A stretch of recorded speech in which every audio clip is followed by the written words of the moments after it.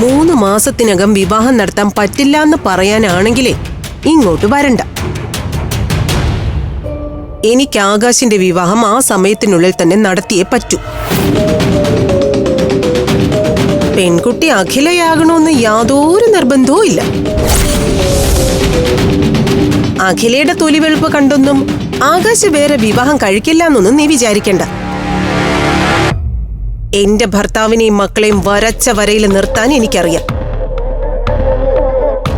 60 പവൻ സ്വർണം കിട്ടുന്ന ഏത് വിവാഹ ആലോചന വന്നാലും ഞാനത് നടത്തിയിരിക്കും.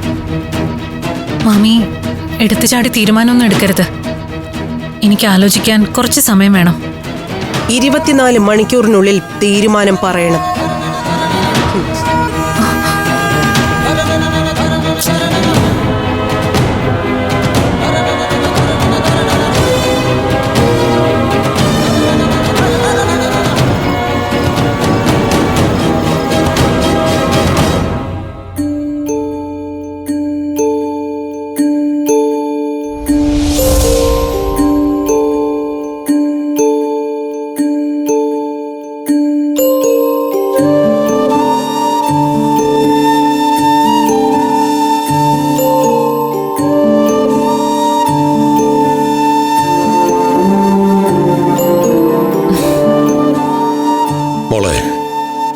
ഒരച്ഛന്റെ സ്ഥാനം തരുന്നതുകൊണ്ട് ആ സ്ഥാനത്ത് നിന്ന് മോളോടൊരു കാര്യം പറയാൻ അനുവദിക്കണം.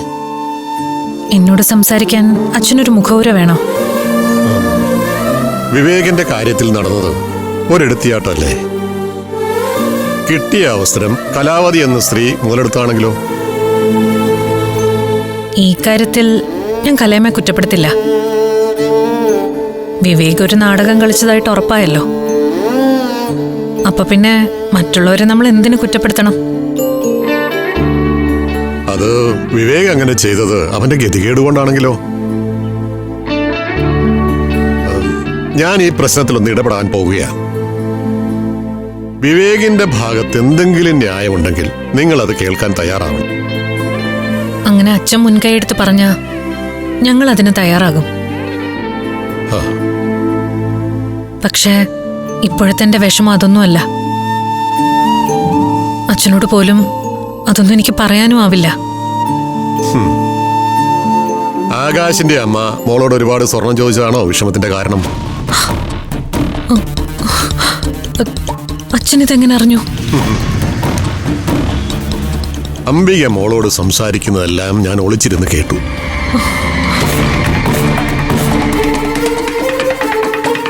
കേട്ടത് നന്നായി. സങ്കടം പറയാൻ എനിക്കൊരാളായല്ലോ. സ്വർണം കിട്ടുന്നിടത്തുനിന്ന് ഉടനെ ആകാശിനെ കൊണ്ട് കല്യാണം കഴിപ്പിക്കുന്ന അംബികമാമിയുടെ ഭീഷണി. ആകാശ് ആണാണെങ്കിൽ അഖിലയെ രജിസ്റ്റർ മാരേജ് ചെയ്യണം. അതാണ് ഇതിനുള്ള പ്രതിവിധി. അതൊക്കെ ഭാവിയിൽ വലിയ പ്രശ്നങ്ങൾ സൃഷ്ടിക്കും. അഖിലയുടെ ജീവിതം താറുമാറാക്കാൻ അംബികമാമി ശ്രമിക്കും. ആ ദിവ്യപ്രഭയും അതിന് കൂട്ടുനിൽക്കും. മോള പറഞ്ഞത് ശരിയാ. ദിവ്യപ്രഭ എന്തും ചെയ്യാൻ മടിക്കാത്ത ഒരു വിഷപ്പാമ്പാണ്. അംബികമാമിക്ക് സ്വർണം അത്യാവശ്യമായതുകൊണ്ട് ആത്മഹത്യാ ഭീഷണി മുഴക്കിയായാലും ആകാശിനെ കൊണ്ട് അവര് മറ്റൊരു വിവാഹം കഴിപ്പിക്കും. അനഘയെ പോലെ അഖിലയ്ക്കത് താങ്ങാനാവില്ലച്ച. അവളെന്തേലും കടുങ്കൈ ചെയ്യും, ഉറപ്പാ. എന്ത് ചെയ്യണമെന്ന് എനിക്കറിയില്ല അച്ഛാ.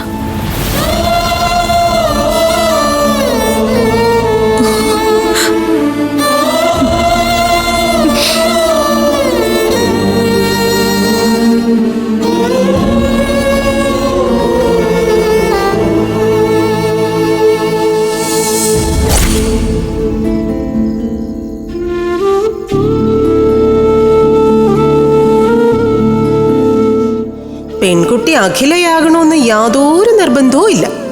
60 പവൻ സ്വർണം കിട്ടുന്ന ഏത് വിവാഹ ആലോചന വന്നാലും ഞാനത് നടത്തിയിരിക്കും.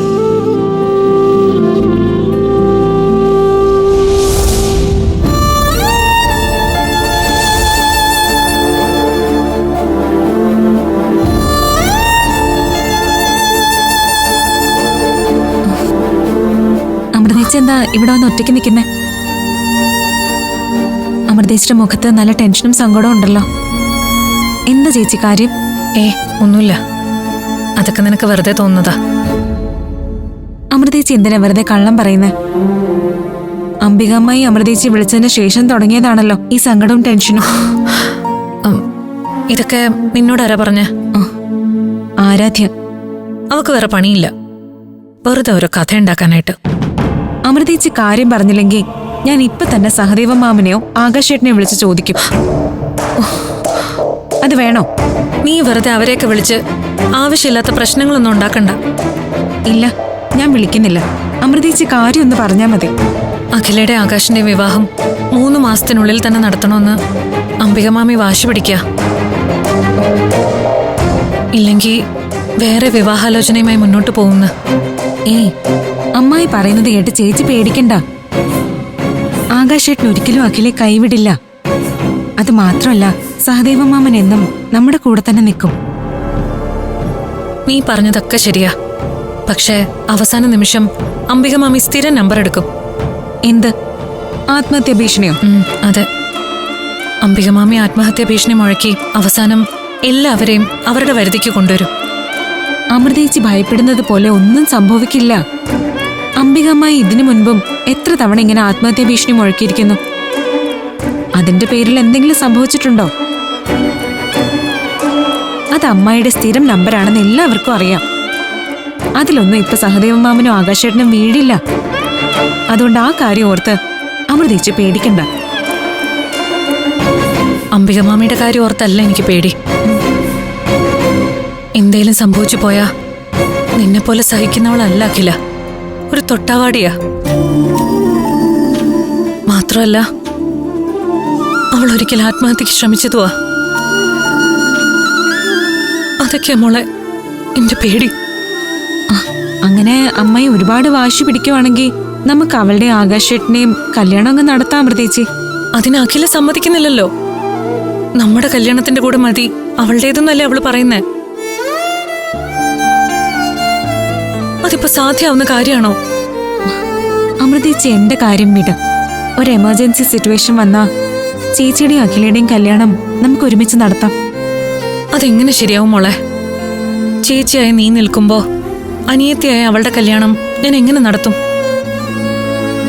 അങ്ങനെ ഇപ്പൊ ധൃതി പിടിച്ചെന്റെ കല്യാണം നടത്തിയേ പറ്റൂന്നാണെങ്കിൽ എനിക്ക് പറ്റിയൊരു ചെറുക്കനെ ചേച്ചി അഭിയേട്ടനും കൂടെ കണ്ടുപിടിച്ചിട്ട് എന്നോട് പറഞ്ഞാ മതി. താലി കെട്ടാൻ കഴുത്ത് നീട്ടിക്കൊടുക്കാൻ ഞാൻ തയ്യാറാ.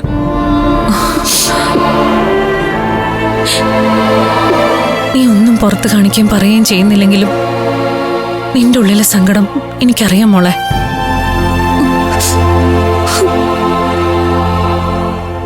അതെനിക്ക് നന്നായി അറിയാവുന്നതുകൊണ്ടാ നിന്നെ ഉടനെ മറ്റൊരു വിവാഹത്തിന് ഞാൻ നിർബന്ധിക്കാത്തത്.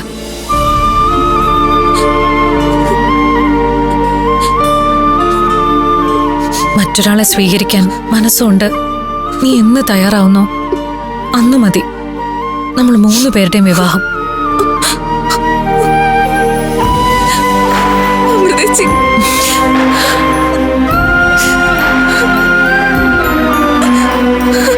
നീ നിന്റെ എല്ലാ സങ്കടങ്ങളും കരഞ്ഞു തന്നെ തീർക്കണം. അങ്ങനെ നിന്റെ മനസ്സ് ശുദ്ധാവണം.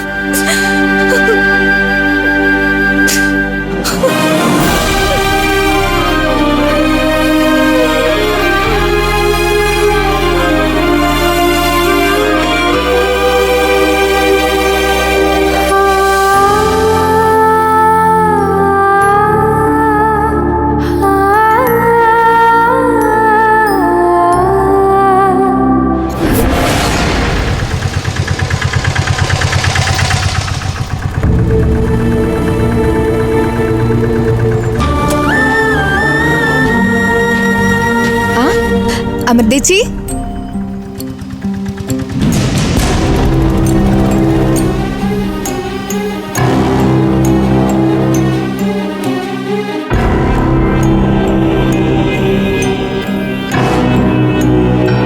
അപ്പച്ചി കാര്യങ്ങളൊക്കെ ഇപ്പോഴാ മോളെ അറിഞ്ഞത്. ആ വിവേക് അവൻ ഒരു ആട്ടുംതോലിട്ട ചെന്നായി ആയിരുന്നു എന്നറിയാൻ നമുക്ക് പറ്റിയില്ലല്ലോ മോളെ. ആ ചതിയും പോട്ടെ. അനക്കമോക്ക് ഇതിനേക്കാൾ നല്ലൊരു ആലോചന ഈ അപ്പച്ചി കൊണ്ടുവരും. അപ്പച്ചി തൽക്കാലം അവളോട് ഇങ്ങനൊന്നും പറയണ്ട. അവളാദ്യം യാഥാർത്ഥ്യമായിട്ടൊന്ന് പൊരുത്തപ്പെടട്ടെ. നിങ്ങൾ പഞ്ചരത്നങ്ങളുടെ വിവാഹം തീരുമാനിച്ചതറിഞ്ഞേ നിങ്ങളുടെ അച്ഛനും വലിയ സന്തോഷത്തിലായിരുന്നു.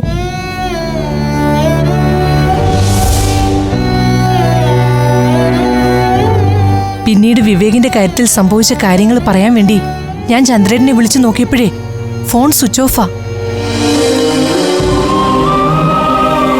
അതിനുശേഷം ഞാൻ ചന്ദ്രന് കുറെ മെസ്സേജുകൾ അയച്ചു. അതും ഇതുവരെ കണ്ടിട്ടില്ല. അപ്പച്ചി ആരാധ്യയുടെ ജോലി നഷ്ടപ്പെടുത്തിയ ആളാ അയാള്. ആ മനുഷ്യനോട് അപ്പച്ചിക്ക് എന്തിനാ ഇനി ഈ സെന്റിമെന്റ്സ്? ജന്മം തന്ന ആളെക്കുറിച്ച് ആവശ്യമില്ലാത്തൊന്നും സംസാരിക്കരുത്. അപ്പൊ മക്കളോട് അയാള് തിരിച്ചു കാണിച്ചതോ? അയാൾ കാരണമല്ലേ ആരാധ്യക്ക് ട്രെയിനിങ്ങിന് പോകാൻ പറ്റാതെ ഇങ്ങനെ സങ്കടപ്പെട്ട് കഴിയുന്നേ. പാവത്തിന്റെ സ്വപ്നമല്ലേ അയാൾ തകർത്ത് കളഞ്ഞേ. ചിലപ്പോ നമ്മൾ കാണുന്ന കാഴ്ചകളായിരിക്കില്ല സത്യങ്ങൾ. അതുകൊണ്ട് ഒന്നിനെ അങ്ങ് കണ്ണടച്ച് വിശ്വസിക്കണ്ട. മോൾ എന്താ ഉദ്ദേശിക്കുന്നത്? ആരാധ്യയുടെ കാര്യത്തിൽ നടന്ന സംഭവങ്ങളിൽ എനിക്ക് ചില സംശയങ്ങളുണ്ട് അപ്പച്ചി. എന്റെ സംശയങ്ങൾ നിങ്ങളോട് തുറന്നു പറയാറായിട്ടില്ല. കാരണം അതിന് ചില തെളിവുകൾ കൂടി എനിക്ക് കിട്ടണം. കൺഫേം ആവാതെ നമ്മളൊന്നും വിളിച്ച് പറയാൻ പാടില്ലല്ലോ. എന്തായാലും വിവേക് ഈ കുടുംബത്തോട് കാണിച്ച ചതി കലയമൊഴി അച്ഛൻ അറിഞ്ഞാണ്. എന്നാലും അപ്പച്ചി അതൊന്ന് അച്ഛനെ വിളിച്ച് പറയണം.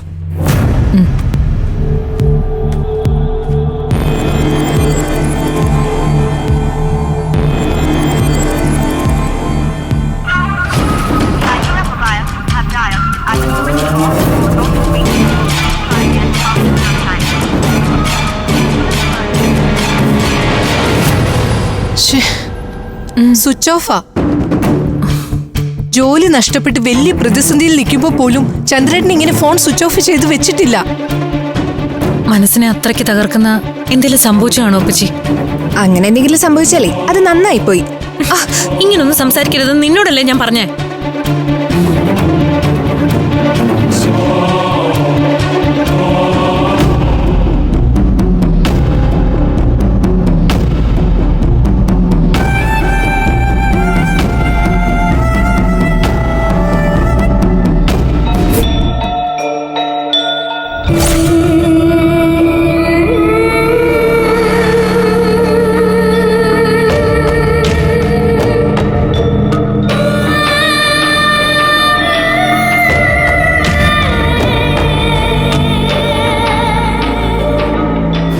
അയാൾ ഏത് മാളത്തിൽ പോയി ഒളിച്ചാലും ഞാൻ കണ്ടുപിടിക്കും. എന്നിട്ട് പുകച്ചും പുറത്ത് ചാടിക്കും. എന്റെ അച്ഛനെ ഇല്ലാതാക്കിയിട്ട് അവൻ അങ്ങനെ സമാധാനമായിട്ട് ജീവിക്കണ്ട.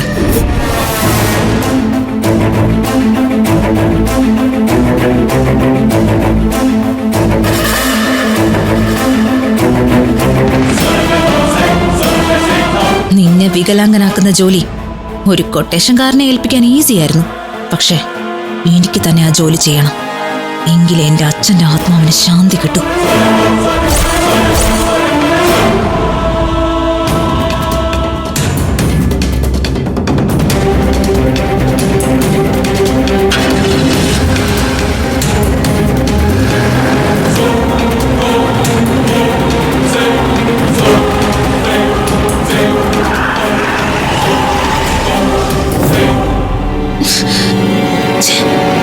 Just miss.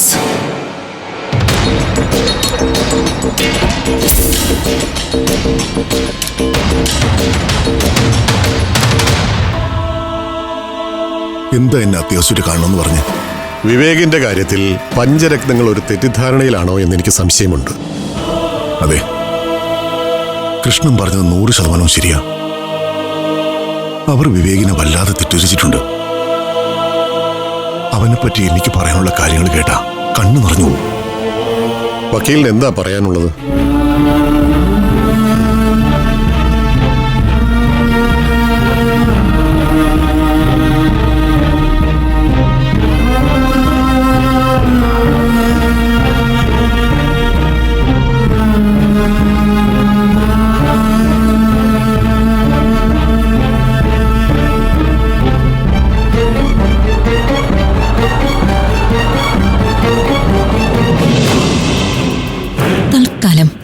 അനന്തകൃഷ്ണനെ ആക്സിഡന്റിൽ പെടുത്തി കൊല്ലണ്ട.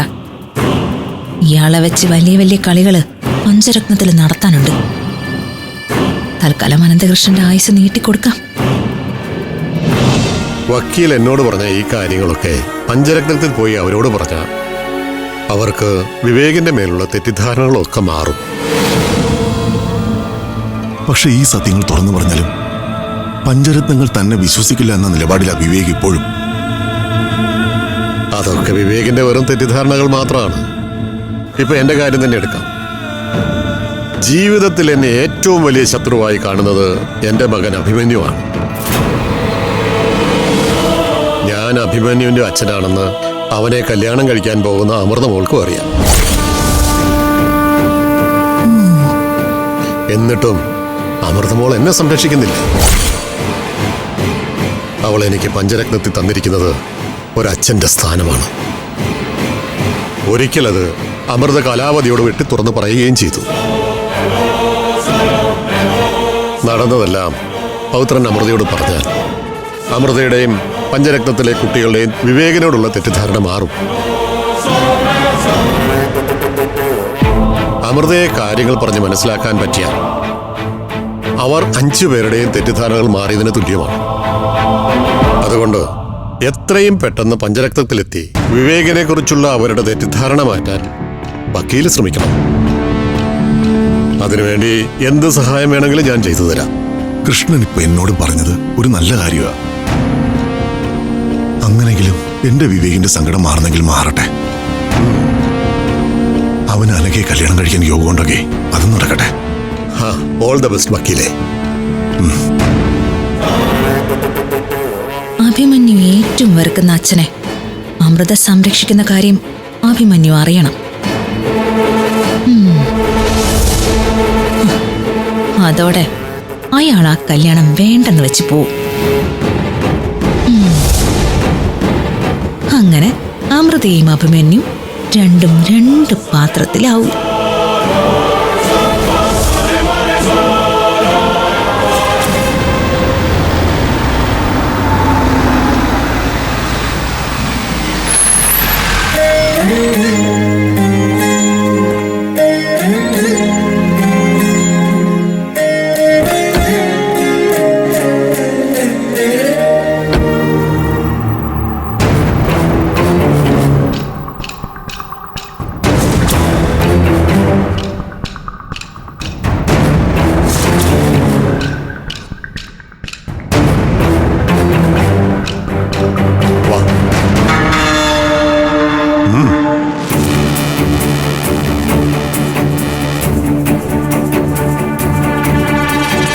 എങ്ങോട്ടാ?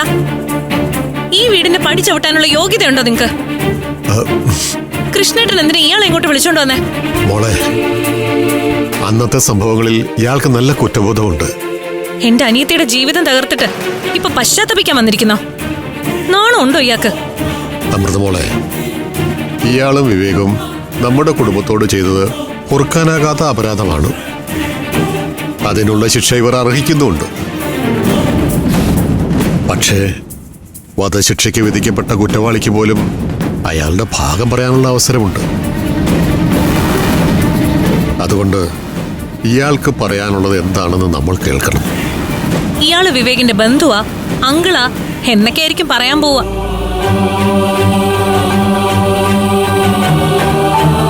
അതൊന്നും ആൾമാറാട്ടത്തിനുള്ള ന്യായീകരണങ്ങളാവുന്നില്ല. ആ തെറ്റ് തന്നെയാ. ഒരു ബന്ധം മുറിച്ചു കളയാൻ എളുപ്പമാണ് മോളെ. വിവേക് എത്തരക്കാരനായാലും അവനെ ഹൃദയത്തിൽ നിന്നും അയച്ചു കളയാൻ നമ്മുടെ അനഘമോൾക്ക് സാധിക്കുമോ? അങ്ങനെ ചെയ്താൽ അവളുടെ ഹൃദയത്തിൽ ഉണ്ടാക്കുന്ന മുറിവ് എത്ര വലുതായിരിക്കും. അതുകൊണ്ട് പവിത്രൻ വക്കീലിന് പറയാനുള്ളത് നമ്മൾ കേൾക്കണമെന്ന് തന്നെയാണ് എന്റെ അഭിപ്രായം. എന്തിനാ കൃഷ്ണേട്ടൻ ഇങ്ങനൊരു മധ്യസ്ഥന്റെ റോള് വഹിക്കുന്നേ? ആരെങ്കിലുമൊക്കെ മുൻകൈ എടുത്താലല്ലേ മോളെ ഏതൊരു പ്രശ്നത്തിനും പരിഹാരം ഉണ്ടാക്കാൻ പറ്റൂ.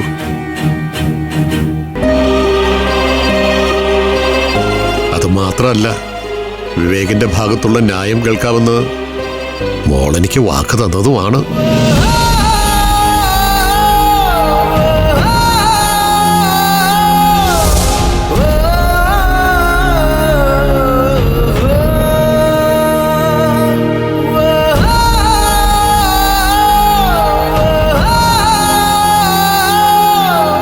ഫ്ലവേഴ്സ് ടിവിയുടെ സ്മാർട്ട് ഷോയിൽ പങ്കെടുക്കാൻ നിങ്ങളെ ക്ഷണിക്കുന്നു.